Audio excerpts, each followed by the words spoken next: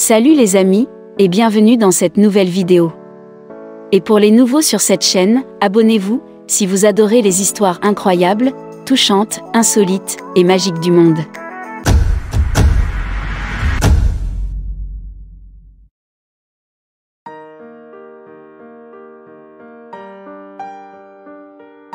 Allongée sur une chaise longue sur une plage sri-lankaise bordée de palmiers, Diane Peebles s'est plongée dans une pile de romans de Mills et Boon, ignorant parfaitement qu'elle était sur le point de se laisser entraîner dans une romance bien plus tumultueuse que tout ce qu'elle lisait. C'est là, à l'hôtel Mermet de la ville de pêcheurs de Kalutara, en novembre 2011, que l'employé municipal de 59 ans de la région d'Édimbourg a rencontré le jeune garçon de chambre attentionné qui allait devenir son mari. Chaque jour, elle laissait de l'argent et des chocolats dans sa chambre en guise de merci à Priyanjana de Zoïsa, 26 ans. En retour, il lui a apporté des fleurs et a demandé à Diane son numéro de portable, même s'il parlait à peine un mot anglais. C'était le début d'une romance téméraire qui a abouti, 6 mois plus tard, au mariage et au début d'une nouvelle vie au Sri Lanka pour Diane, mais finalement, peut-être inévitablement, s'est transformée en catastrophe.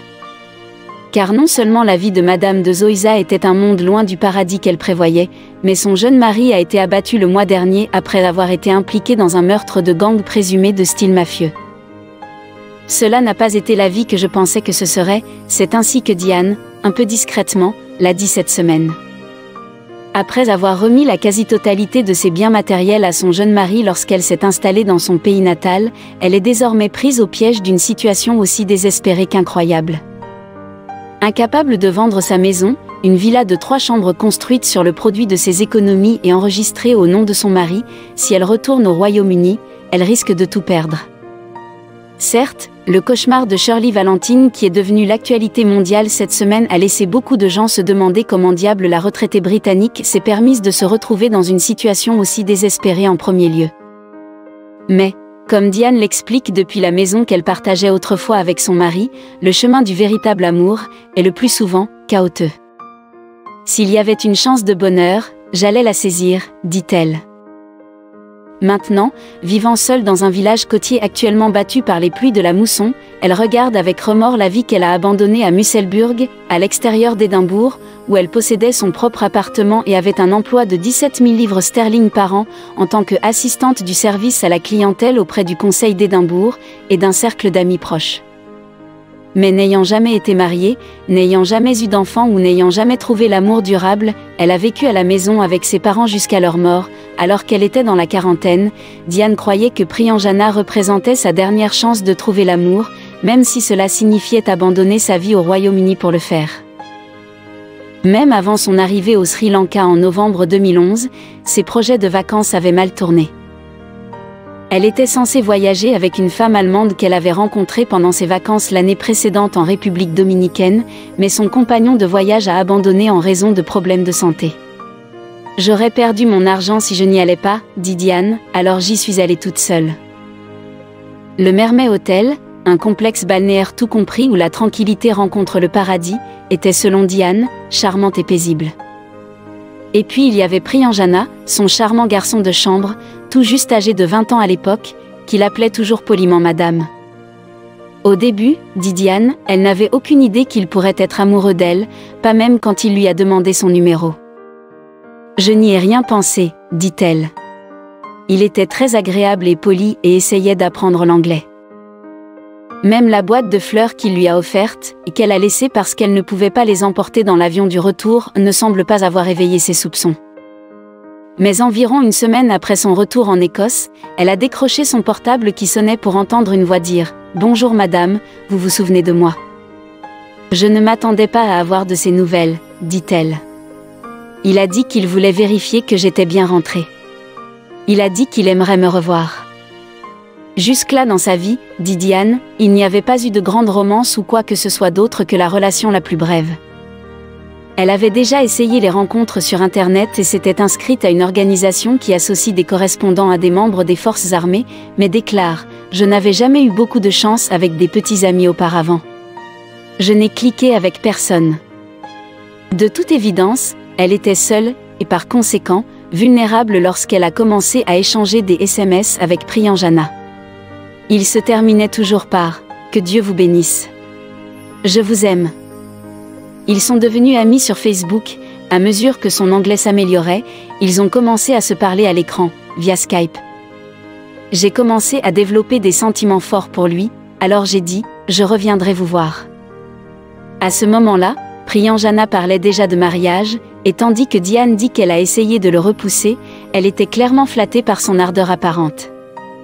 Si jamais elle soupçonnait qu'il pourrait être après son argent, ses doutes ont été effacés par la possibilité de trouver l'amour avec un homme qui semblait l'adorer. Elle n'a pas non plus été rebutée par leur écart d'âge de 33 ans. Il a dit que l'âge n'était qu'un chiffre et que cela n'avait pas d'importance, dit-elle. Il n'avait pas l'air contrarié que nous ne puissions jamais avoir d'enfants. Ainsi, comme elle le dit, lorsqu'elle est revenue au Sri Lanka en juin 2012, elle a fini par se marier. À ce moment-là, elle avait reçu une bague en argent et Priyanjana s'était fait tatouer son nom sur le haut de son bras. Le service de mariage impromptu a eu lieu dans un bureau d'enregistrement. Elle était vêtue d'un t-shirt et d'un short, tandis que le marié portait un jean. Elle insiste, je l'ai épousé parce que je l'aimais et parce que je voulais de la compagnie. À ce stade de leur relation malheureuse, elle insiste sur le fait que Priyanjana était très affectueux. Il me tenait toujours la main et m'embrassait, dit-elle. Nous avions une bonne vie sexuelle à l'époque. Elle est retournée au Sri Lanka en novembre 2012, cette fois s'habillant pour une série de photographies de mariage officielles. Au cours des 3 années suivantes, elle a fait des allers-retours entre les deux pays avant de vendre son appartement écossais pour 105 000 livres sterling en mai 2015 et de prendre une retraite anticipée de son poste de conseiller à la fin de cette année. Diane a donné 60 000 livres sterling à son mari pour construire une villa de 3 chambres à côté de la maison de ses parents, mais s'est vite rendu compte qu'il en voulait plus. La maison a été enregistrée au nom de son mari en raison des lois et des taxes extrêmement complexes régissant l'achat de biens sri-lankais par des étrangers. Elle lui a également donné l'argent pour acheter un minibus Hyundai de 31 000 livres sterling afin qu'il puisse s'installer comme chauffeur de taxi. Peu de temps après l'avoir acheté, elle a payé 350 livres sterling supplémentaires pour les réparations, et son mari a également demandé de l'argent pour installer des sièges supplémentaires à l'arrière, ainsi qu'une assurance. Ensuite, il y avait des cadeaux pour la famille de son mari, sa mère, qui a 2 ans de moins que Diane, son père et ses 3 jeunes frères. Elle leur a acheté un réfrigérateur congélateur, un ventilateur et un purificateur d'eau. Avant trop longtemps, elle luttait pour survivre avec sa maigre pension de 350 livres sterling par mois, payant toutes les factures et la nourriture. Son mari, dit-elle, a continué à en demander plus. Je n'arrêtais pas de lui dire que je n'avais plus d'argent. Mais je pense qu'il pensait que je pouvais simplement obtenir de l'argent quelque part. Et malgré son rôle de vache à lait, la vie dont elle rêvait ne s'est jamais réalisée non plus.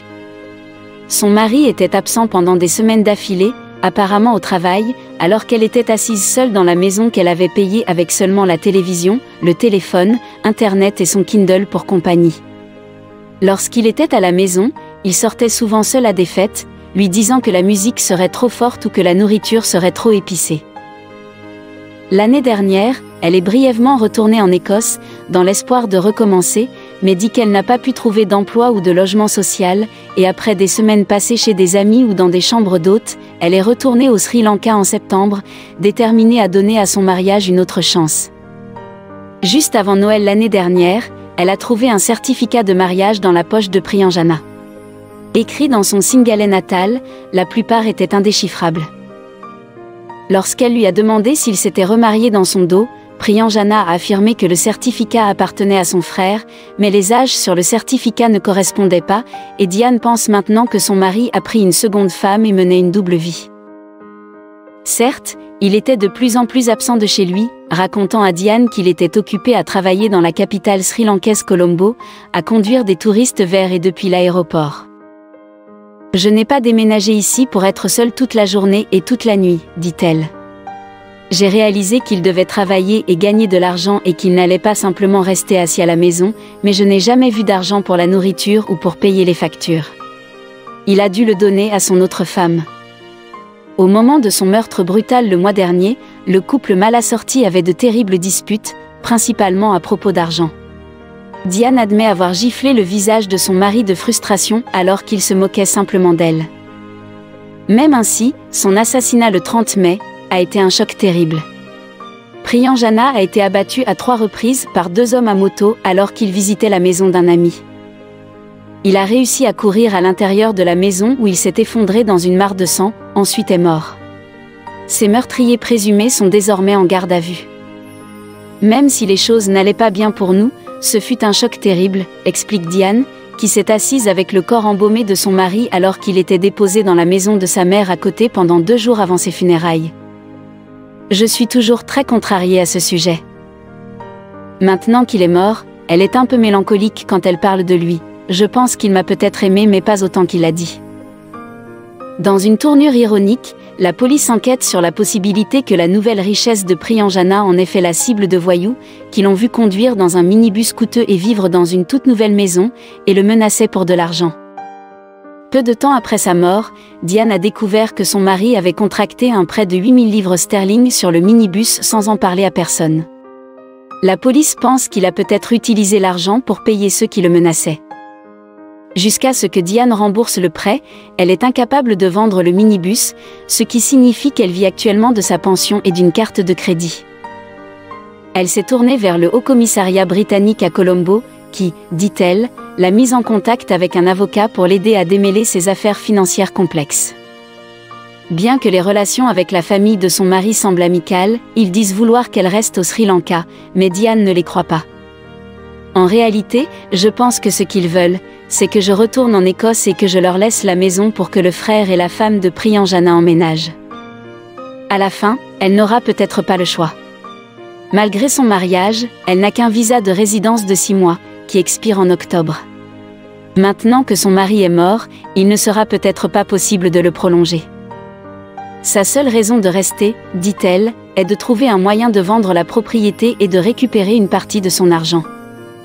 Elle est également naturellement gênée par le résultat de son aventure romantique. J'espérais pouvoir leur prouver qu'ils avaient tort, dit-elle. J'espérais que ça ne tournerait pas comme ça. Malheureusement, ce genre de romance de vacances vertigineuses, où l'écart entre la richesse et l'âge est si vaste, se déroule rarement bien. Et bien que le manque d'expérience relationnelle de Diane la rende clairement crédule, la plus grande erreur qu'elle aurait pu commettre a été de se laisser tourner la tête par la flatterie d'un homme assez jeune pour être son fils. C'est la fin de l'histoire, n'oubliez pas de laisser un pouce bleu à la vidéo, et également votre avis en commentaire.